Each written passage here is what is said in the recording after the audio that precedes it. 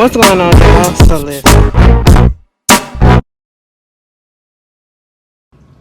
What's going on, y'all? So we are back for episode 2 of Divorce Sisters. This is season 1. Now let me tell you something. Y'all know how Tyler Perry kind of drag it out a little bit. I do see some of that, but I don't see too much of it just yet. But let's just get to it. So this is episode 2, right? Now, at the end of episode 1, we had this girl, Isabella, come in to talk to Rashida and be like, you know what? Your man is cheating on you with me, okay? And I just really want you to forgive me and all that because it's been weighing on my spirit. You know, I hope God will forgive me and all of that. And Rashida was a little bit too kind for me when he came back. And the girl was like, "Are you forgive me?" And she said, "Girl, yeah, I forgive you." And I said, "Excuse me? Excuse me? Hold on. Your husband, who literally just kind of put you down in front of everybody, all right, making you feel small, you know what I'm saying? He literally did all of this, and then you're getting told right after that he is cheating on you. Not only cheating on you with somebody that's young, okay? A 19-year-old who literally just turned 19. And she was like, yeah, girl, I forgive you. You know, we can work this out together. It ain't nothing deep like that. Just tell me what happened. You know, lay your burdens down, okay? Let the Lord hear your call, okay? I just want to know what's going on. And so she started talking. She was like, so when did it first start? And she said, on my birthday, January 7th. I said, hold on. Hold on. Why it had to be January 7th? That's my birthday. I said, what I got to do with this? Now, you a Capricorn. I said, Capricorns, you know, we going to get some money, but we ain't finna, we shiesty like this? I don't know. Well, at least I'm not. I'm not that type of girl. But, you know, she basically was like, she went up into his office, you know, to talk to him or whatever, having some little counsel because she was getting her little feelings. She had broke up with her boyfriend, or at least her boyfriend had broke up with her. So she was just feeling so bad and she needed some counsel and all that stuff. So she talking to the pastor about what's going on, right? And so at this point, pastor was like trying to lean in and try to kiss her. She was like, oh no, I said no, I didn't want to happen. And you know, I was just telling him, no, pastor, don't do that. Pastor Jeff, don't do that. And she was like, next thing I know, he's still kissing me, and then he made me do oral on him. Girl, Rashida said he made you do oral in his office. Yeah, girl, in his office. And then at that moment, I was like, Rashida, you ain't finna slap this little girl? Okay, like, I don't give a good goddamn. Like, at the end of the day, I get it. He a married man, right? And you, but... So really, most of the fault is on him because he's a married man, and you know, technically speaking, you taking advantage of a young girl.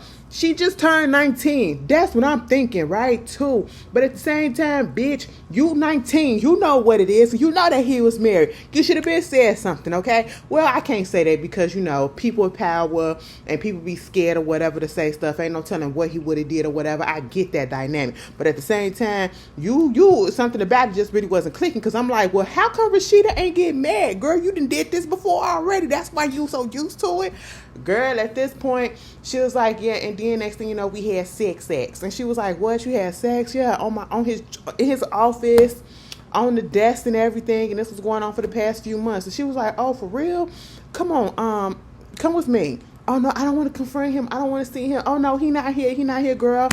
And so she was like, let's go see the desk. I said, huh? They walked past Bridget. Bridget was like, everything okay? Yeah, everything cool. You go ahead, do what you got to do, whatever. I see you later. They go up into the office, and Rashida was like, so y'all was in this office, right? Here go Isabel. Yeah, I just don't want to be up in here. I just really, it just, oh my God. And I was just like, she was playing her role because I was believing the shit. And I was so confused by Rashida. I said, oh, what I was thinking was, Rashida was really about to be one of those women who will sit here and be like, I know my man is a dog, but I'm not gonna be here. I'm gonna be on his side regardless. Okay, I'm gonna be on his side regardless. He can't do no wrong. You a liar and all that stuff. You know, I'm not team women. I'm team my man, my man, my man, my man. Okay, even if I see it with my own eyes, you a liar. You know, it was given very much that. And I said, I hope you're not about to go down that road, Rashida. I know you're not one of those type of girls. Please, okay. And she was like, so y'all did it on this office table right here? This desk right here? And she was like, yeah. And it was like, so what was his staff? No, she asked, what days? And he was saying like every Thursday after Bible study or something like that. She was like, every Thursday? Well, not necessarily every Thursday, but you know, for most Thursday throughout the whole thing. Okay, so on this particular day you said it? Yeah. But Rashida went back and sat down on the desk, behind the desk, opened up a calendar, was like, so this Thursday he was at home with his family eating dinner. Then this Thursday he was doing this, and then on this Thursday he was doing that. So where was the staff at? If all of this was happening, where was the staff at? Because Myron, that's his right hand man. He don't go nowhere without him. Okay, so what was going on? And I was just like, oh, so you really finna be one of them girls, Rashida? Wow, your husband is a philanderer, an adulterer, and possibly a groomer and an assaulter. You finna do one of that? And she was like, absolutely not. Because what I'm not gonna do is play these games with you, little girl. How much money you want? Okay, that's what it is. I've been keeping my eye on you, you know, and I see how you look at my husband and all this stuff. I said, oh, Lord, have mercy. You're finna be one of those. And she was like, no, you don't believe me? This really did happen. Okay, she said, well, if this really happened, how come you couldn't just go to the cops and tell them that? All right, you know, because of the image of the church, you know, we like to keep this image or whatever. Everything is all on the up and up. So obviously you want to come and you want to try to get some money and whatever, and that's what you want. So what's good? What's good? Because let me tell you something. This picture right here, this is cameras. We got cameras here, we got cameras there, and cameras all over here. And I go through this stuff, and I ain't never seen your ass up in this goddamn office and this and this and this. And I got cameras up in my office, and they recorded everything that was happening. Basically, the girl was lying. She was trying to get some money. And come to find out, this has happened multiple times, okay? Not from her, but from other people, to the point where Latoya, or I should say Rashida, had to get the cameras in the office or whatever. And I was just like, oh, wow. So that's why you... Because I really was about to go in on Rashida and be like, listen, girl, you really finna be that type of woman? I really can't respect that. But she got a feeling that the girl was lying. And she was just trying to get a little money out of her. And I was just like, that's messed up. That is really messed up. People really don't want to work these days for their money. Oh my God, that is so crazy. Then you get, Rashida is just going through it. Okay, I really want to know what the hell they need to her. This is why I just cannot be with somebody that is so, and I feel for people that are with people that are so like high up in status in whatever field it is that they're in, because you literally have to keep up these airs, especially if, like, listen, I don't do the pastor stuff, I don't do the church stuff or whatever, but I can see what's going on, and I know that's a lot of pressure to keep up with being this particular person, this image that you got to put out there and portray or whatever. You know, being a pastor's wife, being a pastor, you got to be perfect, you got to do this, you got to be supportive of your husband and all that stuff, and you got to act like you don't know what the hell is going on. You can't let the cracks show or whatever. Even though y'all are imperfect human beings, you can't show that imperfectness all the time. You know what I'm saying? Because that's not good for the congregation or whatever. Or when you get to that height where they're at, where you're having dinner with the mayor, you're throwing banquets for this and banquets for that, and you're very high up in the community and all that stuff. Oh yeah, you got to put on this perfect image and this perfect face and make it seem like everything is perfect, when in reality things are basically burning down behind the scenes. You can't stand each other. And that is really what's going on with Rashida and Franklin. Well, not Franklin, but Rashida and Pastor Jeff, okay? And so, you know, we got that going on. Bridget, you know, she's getting her stuff together. Girl, Bridget, some dude, Calvin, I don't know if that's, you know, somebody that's related to her or an old friend of hers or whatever, who wind up getting her man a job. We found out from Naomi, because, okay, Tiffany and Naomi, they went over to, excuse me. Tiffany went over there to Naomi's house, right? And she was out there in the driveway. And she was talking on the phone to Rashida. Rashida was just trying to see if everything cool or whatever, and especially what's going on with Geneva, because Geneva had called her and said, girl, I need to come over and I need to talk to you in a minute, okay? Give me a second. So, she already know that Tiffany kind of know what's going on a little bit, but, she wanted to see if she was going to spill the tea to her, but she wasn't.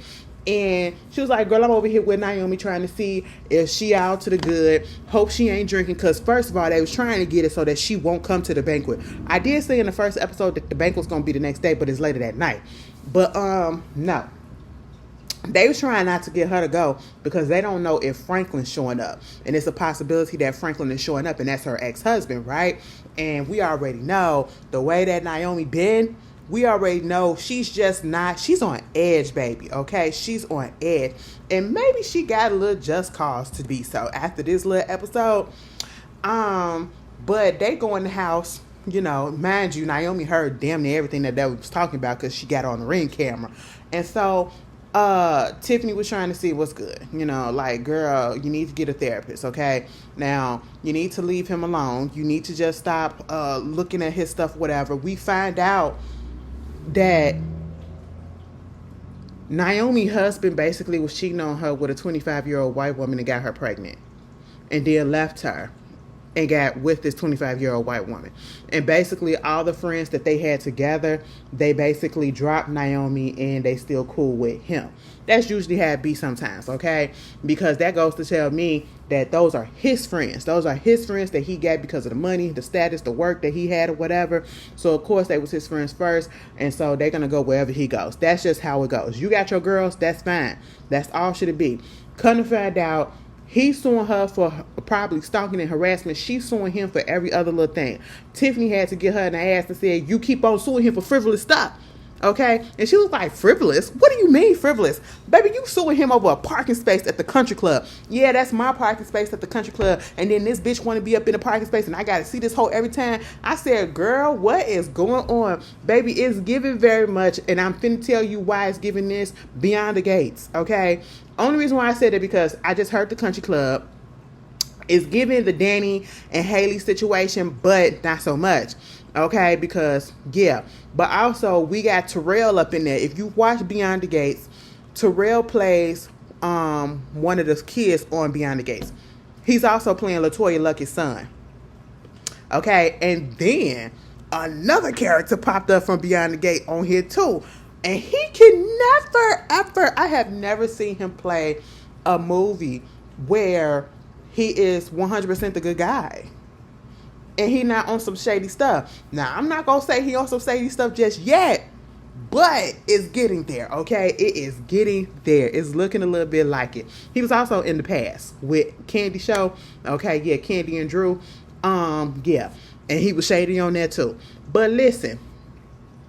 So, basically, Tiffany is trying to tell Naomi, you got $37 million in this divorce. $37 million. And you are still stalking and keeping up with this man to know that he's taking this girl to every place that y'all been to, and the captions that he's writing that's kind of like antagonizing you and all this stuff. Now, he's doing all this because he knows that you're going to keep on watching. So, yeah, he's going to keep on playing games with you like that. When she was getting her makeup done and everything, she already knew that something was going to happen because she looking at the captions on his post or whatever, talking about nothing makes me more happier than being with my second wife, but nothing more than being with my second wife, but then knowing that my ex-wife's doing something or whatever, and then, creating more memories for the second round or something like that, better memories or some shit like that. Listen. You wouldn't know that he's doing all this if you wouldn't be looking at his stuff. You wouldn't be getting all up in your feelings and feeling hurt if you wouldn't be looking at his stuff. You gotta move on, okay? And again, niggas will antagonize you and be just as petty as you are because they know that you looking at it. That's why, girl, all right? And then you gonna tell Naomi, when was the last time that you let a nigga fuck you? I said, hold on, ma'am. How did this get on her? We on you. And it was like, no, you haven't done it in a while because you feel like you still think that that man cheating on you. Or no, that you cheating on him. And y'all been divorced for 3 years. And then come to find out, in Tiffany's situation, I feel worse for her. Yeah, I get it. I get it, Naomi. That man had a baby on you. That man had a baby on you, and then, but you got $37 million out of it. You got $37 million out of it. You got this big ass house. You still being kept, okay? Tiffany, on the other hand, she's still a single mama at this point. She's still working her ass off. Plus, she got to pay that man alimony. She got to pay that man alimony. Girl, and you up here going through what you going through instead of just going ahead and, getting you a whole new nigga. Girl, please, okay? I get the hurt. Like, I don't even know how long y'all was together and all of that. But, it is what it is. And so then they started talking about Bridget and her man. It was like, at least, she ain't just, you paying for Bridget, you paying for your man just like Bridget is. And I was like, why y'all talking about Bridget like that? Because Tiffany started laughing at it too. And I said, Tiffany, I wasn't expecting that from you. But then we go over there to Bridget. That's when she get that phone call from old boy that said, yo nigga quit. Okay? Mind you, he's helping working, I guess, the guy, Calvin, he is one of the, head people, whatever, that's going to be doing work in the banquet. I don't know if it's going to be his business that's throwing it or whatever, but he had hired, her man, Vaughn, as a waiter. Okay. Mind you, they say he's 30 years old and he's a waiter. And so he winds up quitting at the last minute or whatever because he can't do the job. Then when we see him come in, drinking her beers and all this stuff, and I can't work. It's too hard. I'm a creative. I said, first of all, you're 30 years old. Granted, 30 is not old, okay? 30 is not old. But at this point in life, you should already be not necessarily settled, but damn near on that way to settle, if not already settled. At least knowing and having some direction in your life. At 30 years old, you ain't supposed to have everything 100% figured out. I don't believe in that, okay? Because things change, stuff change. Okay, we get that. And the way things going these days, you just never fucking know. But you're 30 years old and you are a homosexual. Bridget, you got you a nigga that is a homosexual, okay? And he young. I guess the women are supposed to be older, okay? I guess they probably in their 40s or whatever. I don't know. Because the way that they made it seem like, Bridget was out here with this young boy and he just 30 years old. I'm like, Bridget look like she 30-something too. But hey, he can't keep a job. She done already tried to get him 4 jobs that he quit. Okay, now, on the one hand, I was with him when he said working $12 an hour. I said, $12 an hour? He was like, you're doing all that work? That's hard. I can't do that. I said, y'all talking about who's going to be the men's? Okay, who's going to be the boy? Bring back the men. What is going on with that? I said, you don't like hard work? You don't like hard work? What the hell is going on? How you supposed to be the head of the household or you supposed to get some respect from your woman and you don't even want to fucking work? Mind you, she out here doing and paying for every goddamn thing. I said, Bridget, they can't be that good. Because that's the only thing that I'm seeing that's holding it. Because he can't even take in consideration, like, you stressing out trying to get ready for this banquet. He can't keep a job. So why is he still in your home? He's drinking the beer that you probably freaking brought. He's about to go play the video game that you 9 out of 10 brought with your money for him. What? And at this moment, there is no incentive for him to get a job and to keep a job because he know that he can still come back home and you gonna just, all he gotta do is lay the dick in your drawers and that's just what it is. And he gonna be good. He done convinced her to let him go to the banquet with her, wearing the waiter outfit that he done put up in the hamper and said, oh, it's still clean. I ain't sweat that much in it. What? And then gonna tell her to steam it. Niggas. I said, Bridget, come on, girlfriend. You gotta stand up. You have to stand up and let him go. Okay, let the little boy go before he eat you out of a house and home and take your money. Okay, that's just what it is. But then we get to Giovanna. Okay, Geneva. Why I call her Giovanna? Geneva the diva. Girl, she was at her job and her secretary or whoever came up in there and said, some dude keep on calling you, right? He kept on calling you, kept on calling you, kept on calling you. And now he downstairs. And she was like, who is it? Javon, somebody, Javon something. I said, oh, who is Javon? And the way that she looked, I said, now, bitch, who the fuck is Javon? Javon come up into the office, and he was like, hey, girl, guess what? I'm back. It's been 6 years. And also, guess what again? I'm divorced. I said, oh, what's going on? Y'all had a little thing. Mind you, I said, I thought you was up here trying to catch William up in something. But come to find out, you're the one that was having a thing on the side for real, that we know for sure. I said, bitch, what's going on? Girl, she was up there talking to that man, and she was just being real cute, real coy with it, and real to the point. Hey, yeah, okay. You know, that was like 6 years ago, but me and William, we're really happy right now, so we're gonna be good. We can't do that again. I said we can't do that again. What happened? Okay, girl. I said, so you cheated on William. Now, at first, I'm thinking, so you was messing around with him before you got with William, or you was messing around with him when you just got with William, or what? Something like that. Either way, y'all had a little thingy thing. So she go over there and she go talk to Rashida, and come to find out, you know, her and Javon had something going on back in the day.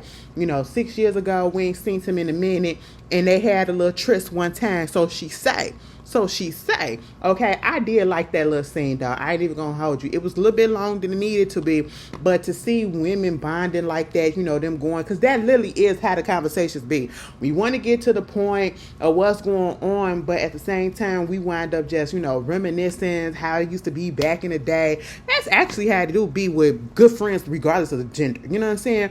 You reminisce in the process of trying to make light and trying to make sense of what's going on with your life and all the troubles that you probably got yourself into, you know.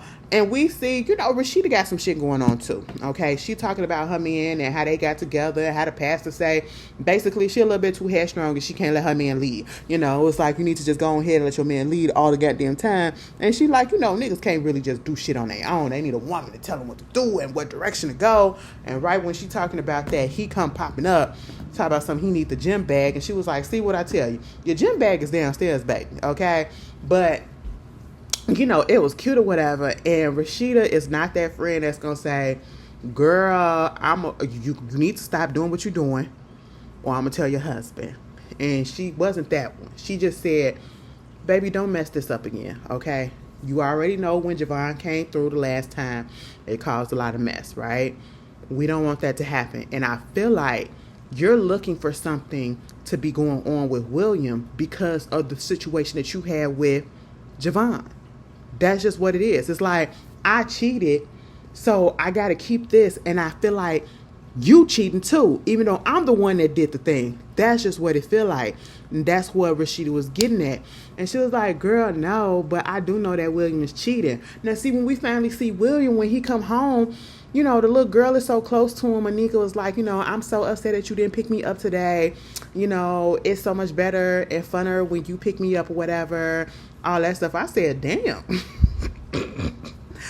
That sucks. Okay. Well, mama can't be fun either. And she was like, no, I'm a daddy's girl. I said, oh, I get it. And so William is played by Rodrigo Lee. Tariq from Sister. Okay. And so at this point, I just like, what's going on? And let me tell you something. Honestly, when it comes to Javon, I feel like, remember when I say that man can't ever be on the up and up or whatever, he always starts some trouble or some shit like that. And I told y'all, he is also on Beyond the Gate. He plays, oh my God, is his name Carter? Dr. Carter or something like that. He played one of the doctors that work at Ted Farm, who is Nicole Dupree's, Richardson's husband. Yeah, and they going through their stuff, right? And I really feel like they're about to get a divorce. And I feel like dude about to come in and take Nicole. Okay, he always is a mess. He always a little hoe. But I just feel like it's gonna happen. Mark my word. Cause Ted, you fucking up for real. But that ain't what we on. We ain't on that right now. But William, he's all happy and everything to see her and, to try to talk, but he can sense that something is wrong, but he's still just so jovial and everything. And she won't tell him that, yeah, I know something is up. You might be talking to somebody else. Who the hell is Maddie's mom and all this stuff that you said, damn, you a fine little lady, pretty lady or whatever. Damn, you fine pretty lady, some shit like that. Who is that? This is what your daughter said. And then she also got the fact that Javon is back in the picture. Somebody that she truly want to be with. Because I don't give a damn, bitch. Girl, as soon as he came up into their office, no, as soon as she heard his name, the secretary said his name, bitch, she got a little wet. And when he came up into that office and then hugged her, girl, she was drenched by the time he left. It was monsooning up in that bitch, okay? You can't tell me no different. You know what I'm saying? And let me tell you something. You keep putting it out there. You telling your friend that William is a great guy. He's a great guy. But you're bored with him. And the way that he came in so happy-go-lucky and everything, oh, wow. He's trying to make it so that y'all can have some time together. You don't want to fuck him in the shower. You don't want to spend no intimate time with him right now. Because one, you think the man cheating on you with somebody at your school, at your daughter's school.